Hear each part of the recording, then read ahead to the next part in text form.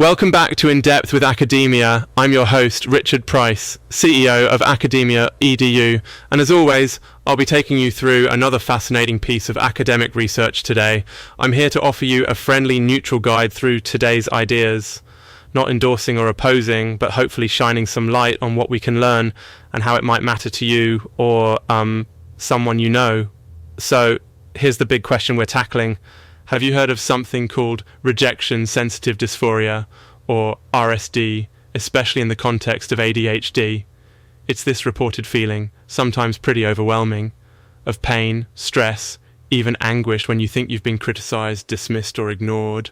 For a lot of folks with ADHD, this sensitivity can feel like a landmine, unexpected and really hard to handle.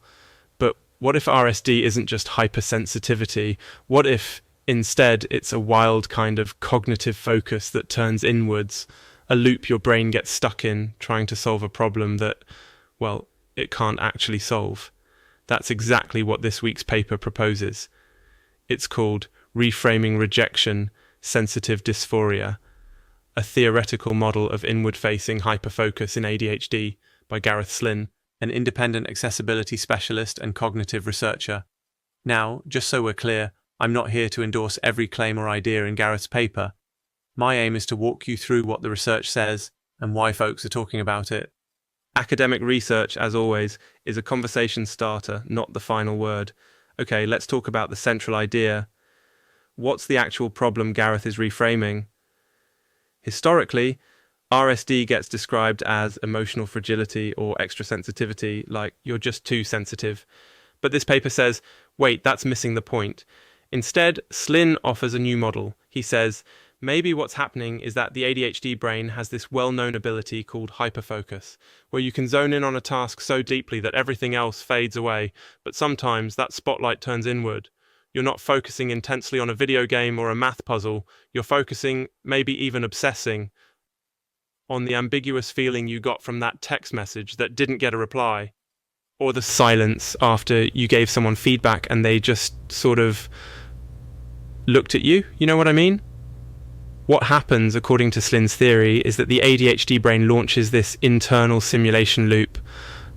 It starts replaying social interactions, coming up with explanations, desperately seeking closure, but the feedback never comes or isn't clear, and instead of answering the question, your brain gets trapped in a loop. And here's the kicker. It's not the satisfying kind of hyperfocus, since there's no dopamine boost from solving a real problem. Instead, you get stress hormones, cortisol, adrenaline. Your body feels under threat, and that stressful, painful, dysphoric feeling is what we call RSD in the first place. So what does this mean for how we understand or even manage RSD? If Slinn's model is onto something, then tools focused solely on emotional regulation might miss the point.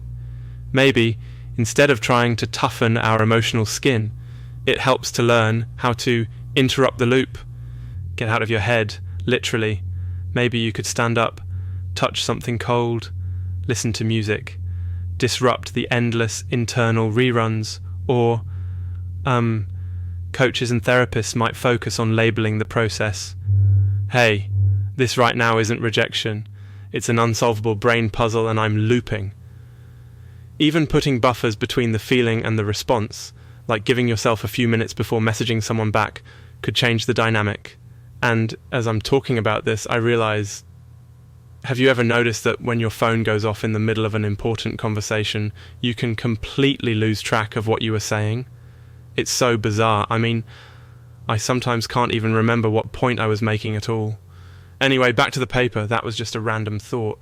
So, right, interventions for RSD. According to this theory, if inward hyperfocus is the culprit, treatments like mindfulness, cognitive behavioral therapy, or grounding exercises could really help. And not because you're weak or oversensitive, but because you're redirecting your superpower. Of course, Slinn is clear. This is a theoretical proposal. He's suggesting studies, like neuroimaging during these loops, or checking stress hormone levels, or comparing notes from people with ADHD about what triggers these internal spirals. Research is always a work in progress. So why does this matter to you? For one, if you or someone close to you has ADHD, it could totally reshape the way you think about those painful social moments. They may not be a sign of weakness or of flawed emotional wiring. Maybe it's this inward-facing hyperfocus, an incredible ability just pointed somewhere it can't help. And as always, academic research is, well, a jumping off point. Theories like this invite you to reflect, try new strategies, and even talk with professionals about what could help. That wraps up our deep dive today. Thanks for joining me on In Depth with Academia.